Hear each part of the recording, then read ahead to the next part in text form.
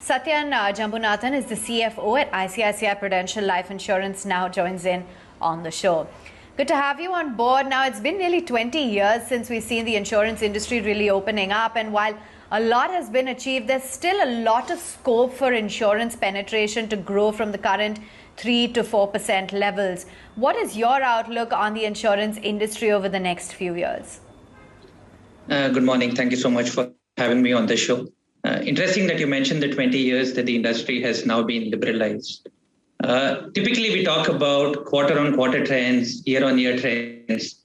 Moments like this, it's an opportunity to step back a little and have a look at actually what the industry has achieved over the past 2 decades.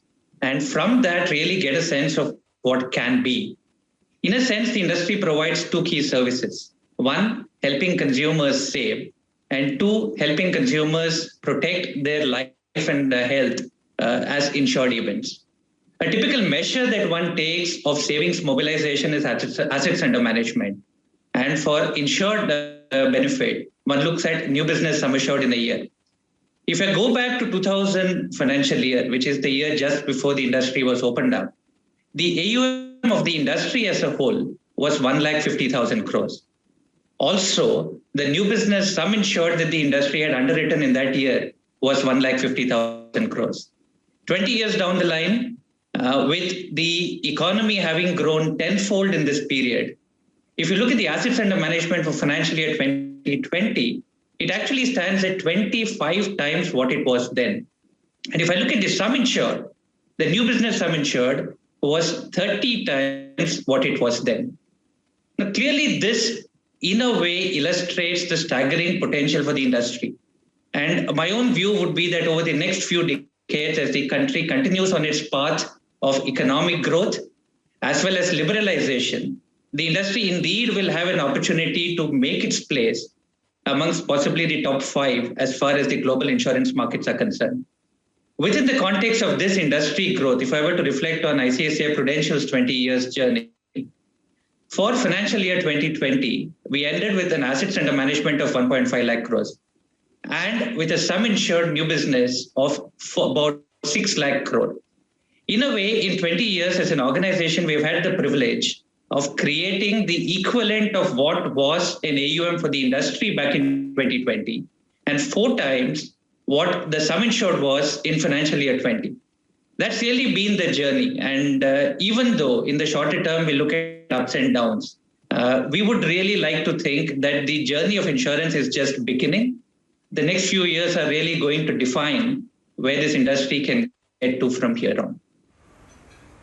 Trevor. And I understand that you aspire to double the FY19 value of your new business over the next 3 to 4 years. So what's the strategy to achieve this goal? So early after financial year 2019, we did speak to all stakeholders and express our financial objective of doubling the financial 19 year VNB by financial year 2023, which really means that we would have to grow our value of new business at anywhere at about 19 to 20% per annum. Of course, this year has been a bit of a disruption from an environment point of view, but clearly we see the 4P approach of premium growth, protection business growth, persistency improvement, and productivity improvement as being the levers to help us to get to a VNB in 2023 of double of what it was in FY19. Where we are today, I think the journey is coming along quite nicely. Yes, there has been a year that is kind of lost, but we do think that there is enough and more opportunity to make up over the next 2 years to still help us get to our objective, mainly driven by the growth potential across the various business lines that we write, whether it is the unit-linked savings business, or it is the non-linked savings business, or even the protection business, which in our own mind, after a pandemic, from a consumer's point of view, the need for enhanced focus on financial security, whether it is driven through savings or it is driven through protection as a concept, will indeed get tailwinds that should help us reach our objective in FY23.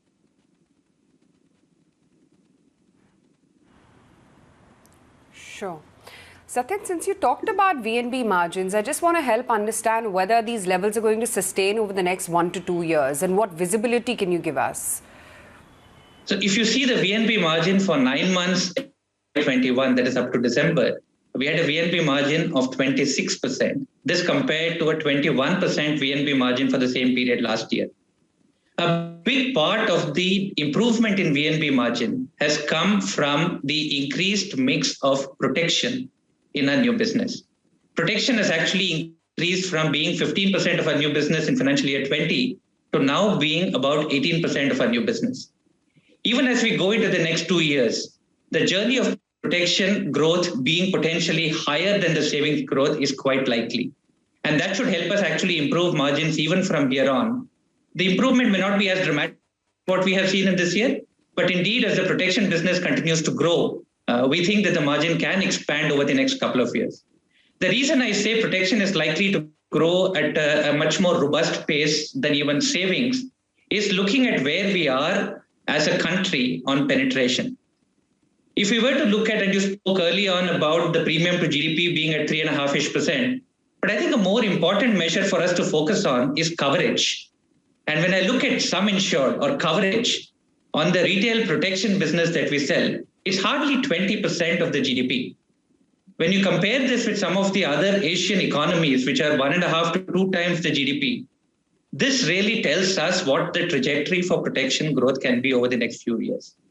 Another way of looking at protection penetration is if we were to assess who all would be eligible for a term insurance today and what proportion of them are indeed covered, we find that just about 10% of insurable people are covered under term insurance. Lots of people have savings, but the enhanced cover of term insurance is really not yet there. It's only 10% of the insurable population.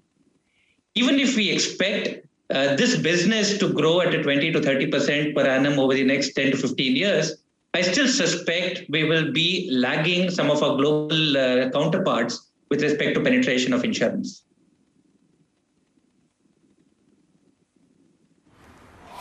Okay.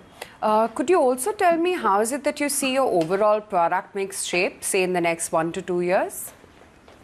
Sure. When we look at our own product mix, it's really been a transformational journey for us over the past 18 to 24 months.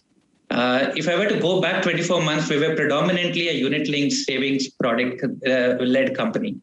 But in the last couple of years, we've been able to diversify to a very, very sound position. Today, just about 50% of our new business comes from unit-linked savings. About 18% comes from protection, and the balance 32% comes from the other segments of business that we operate in. This kind of a diversified product mix, in a way, puts us well positioned to deal with potential cycles as we go into the next few years. So the product diversification is a very core part of our own journey of our VNB expansion over the next couple of years.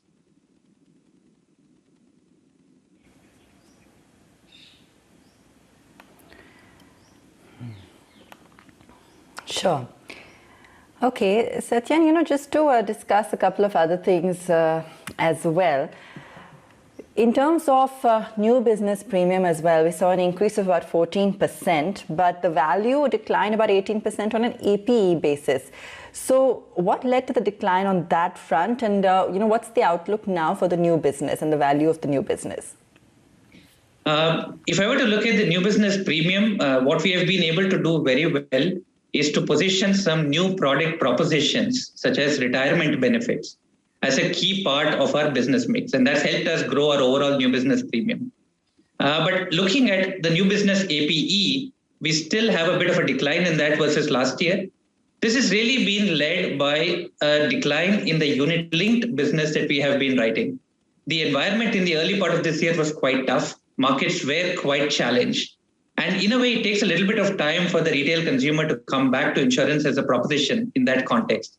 Of course, we have been seeing the other segments grow quite nicely. Even as we speak now into this quarter, we think now is the time that we will start seeing the growth come back, even in a new business APE point of view. From here into next year and the year after that, we really think that growth rates in excess of 15% are achievable over the next couple of years, given that we have, in a way, lost 1 year in our journey because of the tough environment.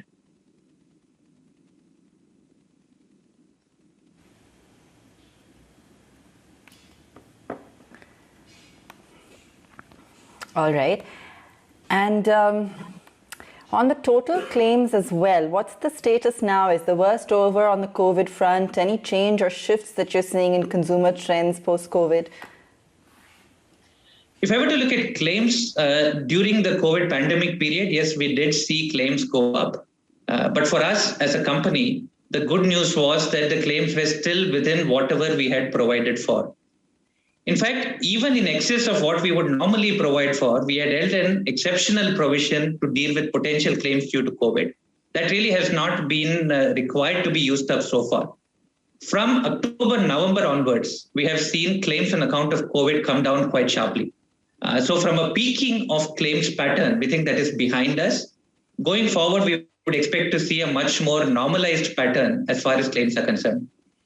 But interesting that you talk about potential consumer trend changes arising out of COVID, and I did briefly refer to it a little earlier in my conversation. When a consumer goes through a difficult environment like this from two contexts. One, a financially difficult environment where at some point of time I don't know whether I will have my job anymore, whether my earnings will be affected or not, when a situation of this kind happens. And secondly, that if my health is affected or if my life is potentially lost because of a pandemic, have I sufficiently provided for my family's needs into the future? These are two typical questions that surface probably more in difficult times than in normal times. And I would think that these are trigger points for consumers to start thinking about what they need to do to save more systematically, but more importantly, on how to use insurance as a financial risk management tool as far as their household financial planning is concerned. These could really be sustained trends into the future. It's not as if it's going to become a dramatic skyrocketing in 1 year, but in a way, it might just add a few percentage points of tailwind to what is already, in a way, a very promising future for the insurance industry.